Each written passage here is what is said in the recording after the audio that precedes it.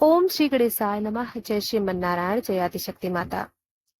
प्रिय भक्तों, जैसा कि आप जानते हैं, हमारे इस चैनल पर महात्म्य की कथाओं का श्रवण करते हैं। तो अभी तक आपने आषाढ़ मास महात्म्य की कथाओं को श्रवण किया, इसके लिए आपको बहुत बहुत धन्यवाद। प्रिय भक्तों, आज से हमारे इस चैनल पर श्रवण करेंगे सावन मास महात्म्य की कथा। तो आइए श्रवण करते हैं। प्रिय भक्तों, सावन का महीना वो पावन समय जब प्रकृति हरियाली ओढ़ती है, जब आसमान से अमृत की बूंदें बरसती है और जब शिव भक्ति की धारा हर दिशा बहने लगती है। आज हम आपको सुनाने जा रहे हैं शिव पुराण में वर्णित सावन मास का महात्म्य, उसका पहला अध्याय, जो न केवल भगवान शिव की कृपा का वरदान है, बल्कि भक्तों के लिए मोक्षदायिनी भी है। प्राचीन काल की बात है।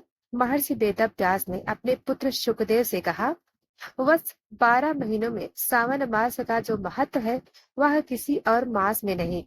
यह मास स्वयं भगवान शिव को अत्यंत प्रिय है। इस मास में जो श्रद्धा पूर्वक व्रत करता है, कथा और रुद्राभिषेक करता है, उसे 100 जन्मों के पापों से मुक्ति मिल जाती है। यह बात साक्षात शिव स्वरूप है। सुखदेव जी ने कहा, पिताश्री, कृपा करके बताइए कि सावन मास की उत्पत्ति कैसे हुई और यह मास शिव जी को क्यों इतना प्रिय है।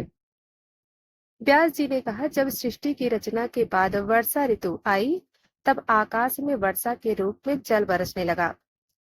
यह जल धरती को शुद्ध करता, तृप्त प्राणियों को शीतलता प्रदान करता और वनस्पतियों को जीवन देता। इस काल को श्रवण मास कहा गया, क्योंकि यह चतुर्मास का दूसरा माह होता है और इसमें श्रवण नक्षत्र की प्रधानता रहती है। देवताओं ने देखा कि यह समय अत्यंत पवित्र है। जल, वायु, अग्नि और पृथ्वी, चारों तत्वों की शुद्धि इस मास में होती है। इस मास की हर बूंद में भगवान शिव का वास माना गया है। हिमालय की गोद में कैलाश पर्वत पर पार्वती जी ने एक बार भगवान शिव से प्रश्न किया, नाथ, आप हर समय समाधिस्थ रहते हैं, लेकिन सावन मास में तो आप प्रकट रूप में भक्तों के बीच अधिक समय व्यतीत करते हैं। क्या कारण है कि यह मास आपको इतना प्रिय है। भगवान शिव मुस्कुराते हैं और कहते हैं, देवी, यह वही काल है जब समस्त प्रगति, तप और ऊर्जस्वित रहती है। मेरी आराधना करने वाले मेरे अति प्रिय हो जाते हैं। जब समुद्र मंथन हुआ, तब इसी पावन मास में मैंने कालकूट विष को अपने कंठ में धारण किया था, इसलिए यह मास मेरी स्मृति से जुड़ा हुआ है। यह समय की बात है। एक समय की बात है। काशी नगरी में एक निर्धन ब्राह्मण रहता था। नाम था धनराम। उसका परिवार बहुत ही गरीब था, लेकिन वह प्रतिदिन गंगा स्नान कर शिवलिंग पर जल अर्पण करता था और सावन मास में तो विशेष रूप से सोमवार का व्रत करता। एक सावन सोमवार को वह वन से बेलपत्र तोड़कर लाया और बहुत श्रद्धा से शिवलिंग पर अर्पित किया। उसी रात स्वप्न में भगवान शिव प्रकट हुए और बोले, बस तेरी भक्ति ने मुझे प्रसन्न किया। बोल, क्या चाहता है। धनराम ने कहा, प्रभु, मेरे जीवन में शांति हो, परिवार में अन्न धन की कमी ना हो और आपके चरणों की सेवा सदा बनी रहे। भगवान शिव ने उसे आशीर्वाद दिया, तू आज से मेरे गणों के समान पूजित होगा। तेरे घर में लक्ष्मी का वास होगा और तेरे कुल में कोई भी दरिद्र नहीं रहेगा। इस घटना के बाद धनराम का जीवन बदल गया। उसके खेतों में हरियाली छा गई, गाय दुग्ध देने लगी और उसका नाम दूर दूर तक प्रसिद्ध हो गया। व्यास जी ने कहा, श्रावण मास में यदि कोई व्यक्ति निम्न नियमों का पालन करे, तो वह इंद्र पद को प्राप्त कर सकता है। प्रातः काल स्नान कर शिवलिंग पर जल चढ़ाना चाहिए। सोमवार व्रत करें, विशेष रूप से चारों सोमवार। नंबर 3, बेलपत्र, दूध, दही, घृत, शहद, गंगा जल से रुद्राभिषेक करें। ब्राह्मणों को भोजन, वस्त्र और दक्षिणा देना। रात्रि में ओम नमः शिवाय का जाप करना। इससे शिव जी प्रसन्न होते हैं और भक्तों को न केवल लौकिक सुख बल्कि परलौकिक कल्याण भी होता है। एक बार समस्त देवताओं ने भगवान शिव की स्तुति करते हुए कहा, हे महादेव, यह सावन मास आपके नाम का उत्सव है। हम सब आपकी कृपा से ही जीवित हैं। आपकी आराधना करने वाला इस मास में स्वर्ग प्राप्त करता है। भगवान शिव ने प्रसन्न होकर कहा, जो सावन मास में गंगा जल से स्नान करेगा, रुद्राभिषेक करेगा और दान पुण्य करेगा, वह मेरे लोक में निवास करेगा। सावन मास केवल उत्सव नहीं, बल्कि आत्मशुद्धि, भक्ति और ब्रह्म से जुड़ने का अवसर है। यह मास हमें बताता है कि कठिन तप और सच्ची श्रद्धा से भगवान शिव को प्रसन्न किया जा सकता है। प्रिय भक्तों, अब आइए श्रावण मास महात्म्य कथा अध्याय 2 को श्रवण करते हैं। ब्रह्मा जी ने जब सृष्टि की रचना आरंभ की, तो उन्होंने काल चक्र को 12 मासों में विभाजित किया। हर मास एक विशेष गुण और देवता से संबंधित हुआ। श्रावण मास का आरंभ हुआ जब श्रवण नक्षत्र आकाश में प्रबल रूप से प्रभावित हुआ। इस मास में वर्षा का मौसम होता, प्रकृति हरियाली से भर जाती और जल का प्रवाह तीव्र हो जाता। इसी कारण देवताओं ने इसे जीवनदायिनी मास कहा। इस मास में ब्रह्मा, विष्णु और महेश ने मिलकर तपस्या की थी। शिव ने विष पीकर इस सृष्टि को काल चक्र से बचाया। यह वही काल था जब शिव जी ने कालकूट विष का पान किया और नीलकंठ कहलाए। एक दिन माता पार्वती ने भोलेनाथ से विनम्रता पूर्वक पूछा, स्वामी आप समाधिस्थ रहते हैं, फिर भी श्रावण मास में आप प्रत्यक्ष रूप से भक्तों को दर्शन देते हैं, इसका क्या रहस्य है? देवी, यह मास मेरे अंश से उत्पन्न हुआ है। जब सृष्टि का संतुलन बिगड़ रहा था, तब मैंने विष कर इस मास में तपस्या की। इस मास में पृथ्वी, जल, अग्नि, वायु और आकाश पांचों तत्व शुद्ध हो जाते हैं। यह मास मेरे भक्तों को तेज, सुख और मोक्ष प्रदान करता है। पुरातन काल की बात है। ऋषि सुकेश नामक एक महात्मा हिमालय की तलहटी में तप कर रहे थे।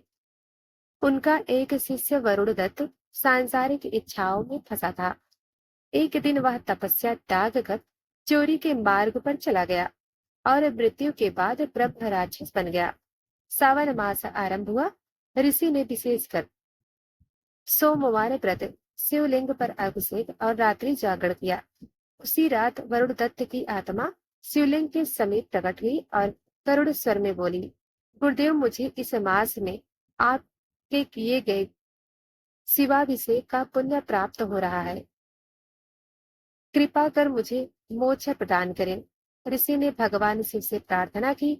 शिव प्रकट हुए और बोले, सुकेश, तेरे भक्ति भाव से मैं प्रसन्न हूँ। यह सावन मास न केवल जीवितों के लिए, बल्कि मृत आत्माओं के उद्धार के लिए भी इस ब्रह्म राक्षस को आज से मोक्ष प्राप्त होगा। वरुण दत्त की आत्मा स्वर्गलोक चली गई। यह घटना दर्शाती है कि सावन मास में किया गया एक शिव अभिषेक भी हजारों जन्मों के पापों को नष्ट कर देता है। एक कथा आती है गौतम नामक किसान और उसका अभिषेक। एक गांव में गौतम नामक एक निर्धन किसान रहता था। वह जंगल से बेल पत्र लाकर शिवलिंग पर चढ़ाता। एक वर्ष वह बहुत बीमार हो गया। सावन आया, लेकिन वह अभिषेक नहीं कर सका। उसने बेल पत्र का एक गुच्छा लिया और शिवलिंग की ओर देखते हुए आंसू बहाकर कहा, प्रभु, इस बार अभिषेक नहीं कर सका, परंतु यह मेरी भक्ति है, इसे स्वीकार करो। उसी रात शिवजी स्वप्न में आए और बोले, वत्स, तूने भाव से जो अर्पण किया वह हजारों रुद्राभिषेक के समान है। तेरा दुख दूर होगा। गौतम की बीमारी समाप्त हो गई और खेतों में हरियाली छा गई। प्रिय श्रोताओं, प्रतिदिन ब्रह्म मुहूर्त में उठकर स्नान करें।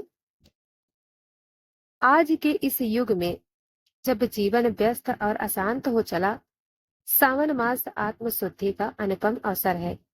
एक लोटा जल, एक बेलपत्र और सच्चा मन, यही भगवान शिव को प्रिय है।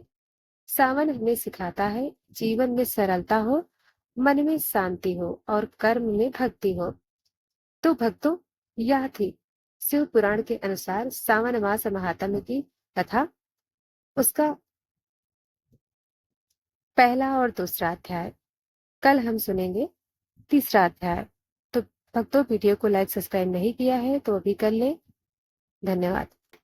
प्रिय भक्तों, अब आइए सावन मास महात्म्य कथा अध्याय 3 को श्रवण करते हैं।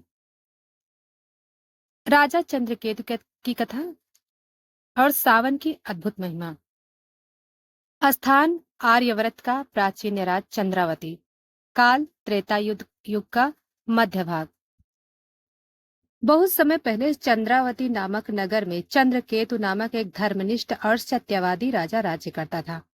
वह प्रतिदिन सूर्योदय से पूर्व जागता, स्नान करके शिवलिंग का पूजन करता, फिर प्रजा में सेवा में लग जाता। राजा की एक ही इच्छा थी, इस जीवन में भगवान शिव के चरणों की सेवा करना। चंद्रकेतु की रानी मालिनी भी परम शिव भक्त थी। वे दोनों मिलकर हर वर्ष सावन मास में सोमवार के दिन शिवालयों में जाकर जलाभिषेक करते, व्रत रखते और संध्या समय शिव महिम्न स्रोत का पाठ करते। एक वर्ष सावन मास प्रारंभ होते ही राज्य में विपत्तियां आने लगी। नदी का जल अचानक घट गया, फसलें सूखने लगी, नगर में बीमारियां फैलने लगी, पशुधन मरने लगे। राजा चिंतित हो गया, हे प्रभु शिव, कहाँ भूल हो गई मुझसे। राजा ने महर्षि अगस्त्य से परामर्श लिया। उन्होंने ध्यान लगाकर देखा और कहा, हे राजन, इस वर्ष सावन में आपने सोमवार को शिव जी का विधिवत जलाभिषेक नहीं किया, अतः देवता अप्रसन्न है। यह मास केवल वर्ष का एक माह नहीं, यह स्वयं शिव का शरीर है। जो सावन की अवहेलना करता है वह अपने पुण्य को भी खो देता है। राजा चंद्रकेतु ने उसी क्षण राजमहल त्याग दिया और केवल रुद्राक्ष धारण कर जंगल में चला गया। वहां एक प्राचीन शिवलिंग के समक्ष बैठकर उसने सावन सोमवार व्रत का अनुष्ठान आरंभ किया। वह बेलपत्र, जल, दूध और गंगा जल से रुद्राभिषेक करता, दिन भर उपवास रहता और रात में शिव नाम जपता। कई सप्ताह तक निरंतर उसने यह व्रत किया। सावन के अंतिम सोमवार को जब राजा ने स्नान कर शिवलिंग पर जल चढ़ाया और गाया, भोलेनाथ त्रिलोचन मेरी रक्षा करो, मैं तो बस तेरे चरणों का दास हूँ, तभी एक दिव्य प्रकाश प्रकट हुआ। भगवान शिव स्वयं प्रकट हुए। चंद्रमा सिर पर त्रिनेत्र से दीप्त, गले में नाग, हाथ में त्रिशूल। शिव बोले, हे चंद्रकेतु, तू सच्चा शिव भक्त है। सावन में जो मेरी उपासना करता है उसके दोष समाप्त हो जाते हैं।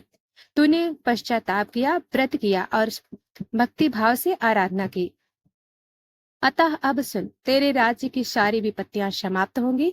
7 जन्मों तक तुम्हें कोई रोग नहीं होगा। तुम्हारे वंशज शिव भक्त बनेंगे और अंत में तुम्हें कैलाश लोक मिलेगा। राजा शिव को प्रणाम करके लौट आया। उसके राज्य में बारिश होने लगी, खेत लहलहा उठे, नदियां जलमय हुई, बीमारियां समाप्त हो गई। राजा ने नगर में घोषित करवाई, सावन मास के हर सोमवार को शिव जी की पूजा अनिवार्य रूप से की जाए।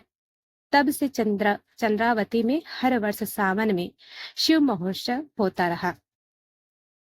प्रिय श्रोताओं, अब आइए सावन मास महात्म्य कथा अध्याय 4 को श्रवण करते हैं। प्रिय भक्तों, आज हम सुनाने जा रहे हैं स्कंद पुराण से सावन मास चतुर्थ अध्याय, जिसमें एक बालक की अविचल भक्ति और शिव द्वारा मृत्यु पर विजय की कथा है। बिरजापुर में एक ब्राह्मण रहता था। उसका नाम था श्रीदत्त। वह अत्यंत निर्धन था, लेकिन भगवान शिव का अनन्य भक्त था। उसका पुत्र ध्रुवेश्वर मात्र 10 वर्ष का था, किंतु उसमें भक्ति ऐसी कि बड़े बड़े तपस्वी भी आश्चर्य करे। ध्रुवेश्वर ने बचपन से ही शिव का नाम को अपना जीवन बना लिया। वह सुबह उठकर नदी से जल लाता, पुराने शिव मंदिर में जाकर ओम नमः शिवाय का जप करता और बेलपत्र से भगवान शिव की पूजा करता। जब सावन मास आया तो ध्रुवेश्वर ने अपने पिता से कहा, पिताजी, इस सावन में मैं सोमवार का व्रत करना चाहता हूँ। पिताजी बोले, बेटा, हमारे पास पूजन सामग्री नहीं है, फल फूल तक नहीं है। ध्रुवेश्वर बोला, भोलेनाथ तो भावना के भूखे हैं, मैं बेलपत्र और गंगा जल से उन्हें प्रसन्न करूंगा। और ऐसा ही हुआ। ध्रुवेश्वर ने पहले सोमवार को नदी से जल लाकर अभिषेक किया, बेलपत्र चढ़ाया और पूरे दिन उपवास रखा। वह पूरे मास प्रतिदिन यही करता रहा। सावन के अंतिम सोमवार की रात्रि को जब ध्रुवेश्वर अपने शिव के जब मैं मग्न था तभी यमदूत वहां पहुंचे। उन्हें ब्रह्म के आदेश से उसकी मृत्यु लेने भेजा गया।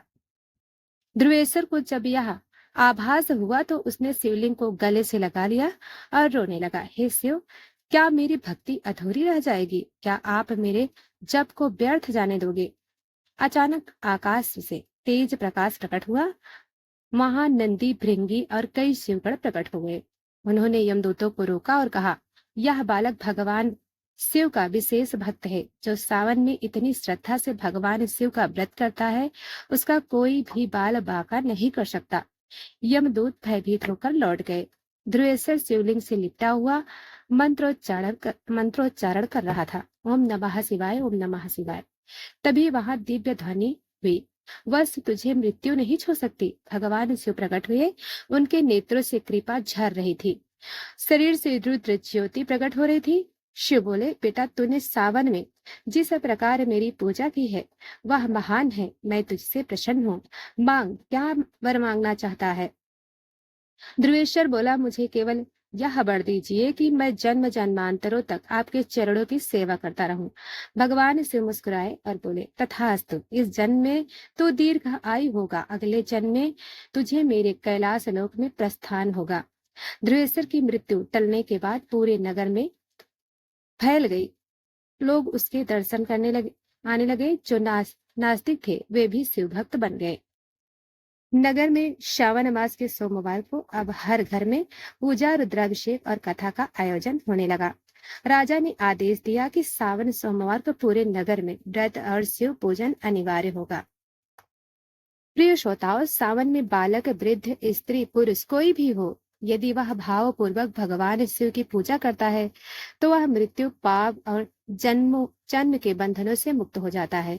शिव स्वयं अपने भक्तों की रक्षा करते हैं। भले ही यमदूत आ जाए, मृत्यु द्वार पर हो, लेकिन यदि शिव भक्त सावन सोमवार के व्रत से जुड़ा है तो भगवान बीच में आ जाते हैं। श्रावण से महत्यम या पठे श्रद्धयान्ति न तस्य पापो तिष्ठेत त्रिषु लोकेषु नापि च।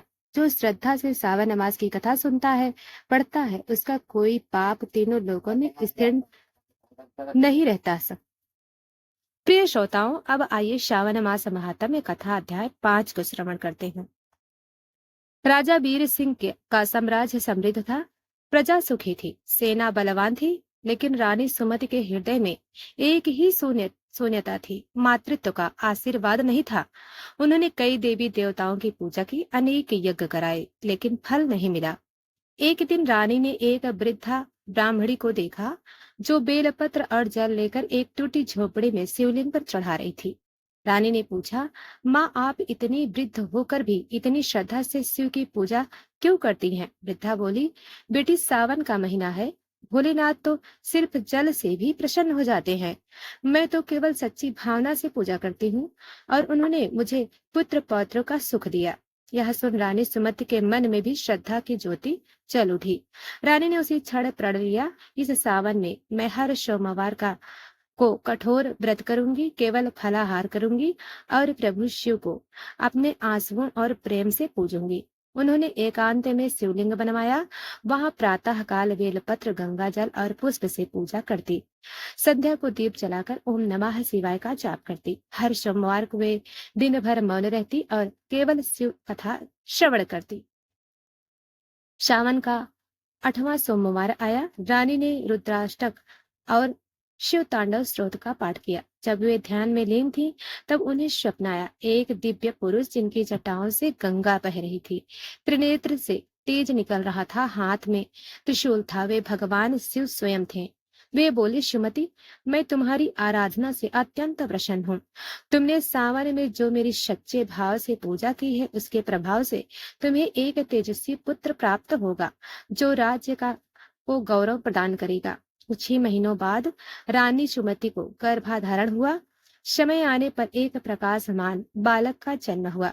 उसका नाम रखा गया महाशिवानंद। वह बचपन से ही शिव भक्त था।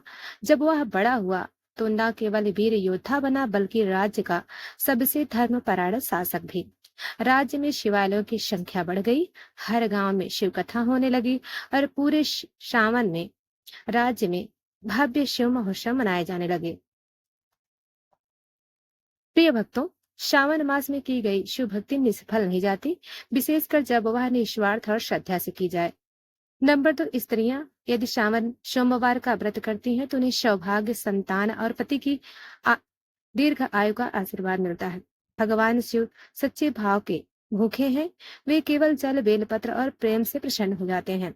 भगवान भोलेनाथ सावन सोमवार व्रत से नारी जीवन की सभी मनोकामनाएं पूर्ण होती हैं, विशेषकर संतान प्राप्ति।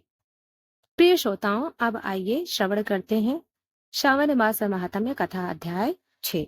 शिल्पपुर नगर में एक निर्धन लेकिन कुशल मूर्तिकार था। विश्रवा उसकी कला में दिव्यता थी, लेकिन उसका जीवन कठिन था। वह पत्थर तराशता और शिवलिंग बनाता, लेकिन धन की कमी से परेशान रहता। उसकी एक ही साधना थी, शिव की सेवा शिल्प के माध्यम से। हर रचना से पहले वह मंत्र जप करता, ओम नमः शिवाय।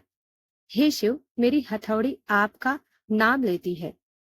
सावन मास का आगमन और अद्भुत संकल्प। एक दिन गुरु वशिष्ठ ने नगर में आकर प्रवचन दिया। जो श्रावण मास में शिवलिंग बनाकर उसे भक्ति से पूजता है, वह साक्षात शिव को मूर्ति में जागृत कर देता है। यह सुनकर विश्रवा ने प्रण लिया, इस सावन में मैं एक ऐसी शिव मूर्ति बनाऊंगा जिसमें मेरा रक्त भाव और शिव का नाम समाहित हो। वह दिन रात शिल्प में लग गया। पत्थर पर चोट करते हुए हर बार ओम नमः शिवाय करता। उसकी हथेली से खून निकलने लगा, लेकिन उसने कार्य नहीं रोका। मूर्ति बनकर तैयार। शिव का चमत्कार। श्रावण के अंतिम सोमवार को वह शिव मूर्ति पूर्ण हुई। जैसे ही उसने मूर्ति पर अंतिम स्पर्श किया और त्रिनेत्र अंकित किया, मूर्ति से तेज प्रकाशित हुआ। पूरी कुटिया प्रकाशमय हो गई। विश्रवा घबरा गया। उसने आंखें मूंद ली। तभी वहां साक्षात शिव प्रकट हुए और बोले, हे विश्रवा, तूने भाव से मेरी मूर्ति बनाई है। तूने मूर्ति नहीं, मेरा स्वरूप गढ़ा है। अब मांग, क्या वर चाहता है? विश्रवा गदगद हो गया और बोला, हे प्रभु, मेरी बस यही इच्छा है कि मेरी कला सदा आपकी सेवा करती रहे और मेरे जैसे कलाकारों को समाज सम्मान दे। तभी वहां नगर का राजा हरिश्चंद्र आया। उसने उस शिव मूर्ति को देखा और मंत्रमुग्ध रह गया। उसने पूछा, ये मूर्ति किस देवता ने बनाई? विश्रवा ने कहा, राजन, यह केवल एक शिव भक्त की भक्ति है। राजा ने शिव मूर्ति को मंदिर में स्थापित कराया और विश्रवा को राज शिल्पाचार्य की उपाधि दी। विश्रवा ने स्वयं शिवलिंग पर अभिषेक किया। जैसे ही गंगा जल, बेलपत्र और भस्म चढ़ी, मूर्ति से शिव की आकाश वाणी हुई। हे भक्तों, श्रावण मास में जो सच्चे भाव से सेवा करता है, चाहे वह पूजन हो या शिल्प, मैं उसमें पास करता हूँ। प्रिय श्रोताओं, सावन मास केवल उपवास का नहीं, सेवा, शिल्प, कर्म और साधना का महीना है। हर कार्य यदि शिव के नाम से हो तो वह पूजा के बराबर होता है। भगवान शिव भाव के भूखे हैं, कर्म से प्रसन्न होते हैं। कला यदि ईश्वर को समर्पित हो तो वह स्वयं ईश्वर बन जाती है। अपनी कला, सेवा या कर्तव्य को शिव को समर्पित करें। सावन के प्रत्येक सोमवार को ओम नमः शिवाय का जप करें। शिवलिंग की पूजा करें। जल, दूध, बेलपत्र से संध्या को दीप प्रज्वलित करें। शिव स्रोत पढ़ें। अपने श्रम को शिवार्पण करें, चाहे वह लेखन, शिल्प, गायन, कर्म कोई भी हो। स्कंद पुराण में कहा गया है, नास्ति काल रूपः श्रवणे शिव पूजनात् या शिवस्य नान्ना कर्म करोति तेन पूज्य स्वयं भवति। जो कोई भी अपने कर्म को शिव के नाम से करता है, वह स्वयं पूजनीय बन जाता है। जो अपने जीवन को शिव को समर्पित करता है, वह साधारण नहीं रहता, उसका जीवन तप बन जाता है। प्रिय श्रोताओं, अगर आपको यह वीडियो, यह कथा अच्छी लगी हो तो लाइक करें, चैनल को सब्सक्राइब करें और कमेंट करें। मैं अपने कर्म को शिव को समर्पित करती हूँ। अगले अध्याय में हम जानेंगे सावन में एक विधवा महिला की शिव भक्ति कैसे बना, उसका पुनर्जन्म।